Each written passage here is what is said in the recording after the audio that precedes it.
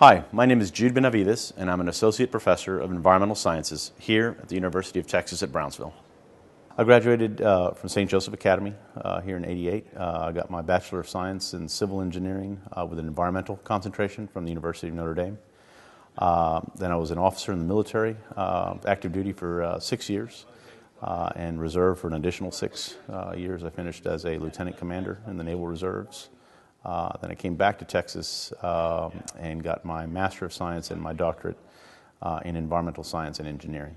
My position here in the environmental science is that of a hydrologist, and that's my background. And hydrology is the study of water, and it's a very broad field. It encompasses everything from general water resources, looking at amounts of water, both for public consumption, for agriculture and irrigation, what's happening in the natural hydrologic cycle.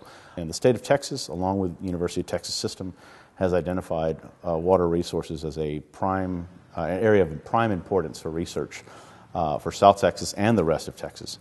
And what I have been working towards initially is focusing on basically our backyard laboratory we have here, which are these areas, the Resacas, the Arroyo Colorado, the Lower Laguna Madre, the Bahia Grande, and even the Gulf of Mexico. But my hope is to join with other universities in UT System, and we're working on that right now, to start looking at the water picture as a whole throughout the state of Texas.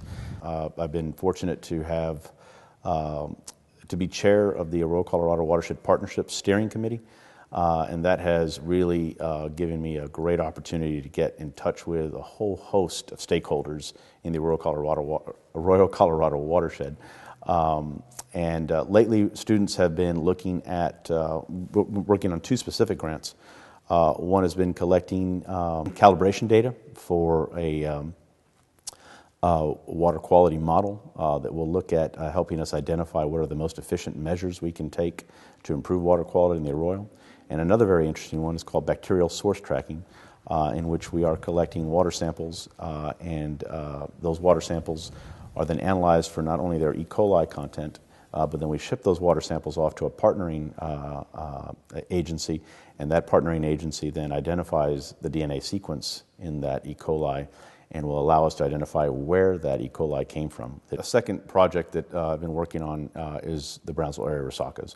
And that is, right now, has been largely partnering with the Brownsville Public Utilities Board and the City of Brownsville, as well as United Brownsville, and looking at assisting them in the dredging of Resacas.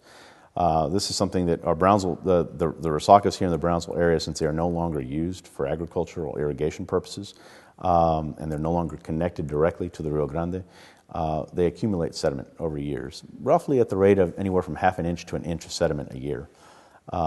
And that sediment needs to be removed.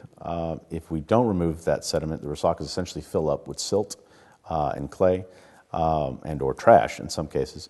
And we have no room to store flood water when it rains, which means if we don't dredge them, we're going to have a worsening flood problem.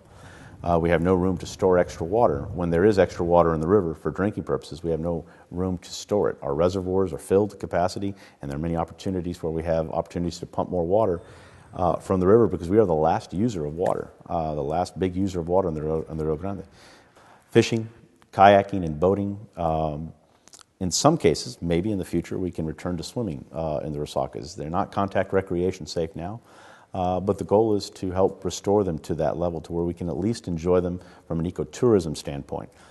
So I'm really happy that we have this opportunity to work on a project that's right in our backyard. It's right here, and it will be lasting for it will be going on for several years as we continue to move up north in the city of Brownsville.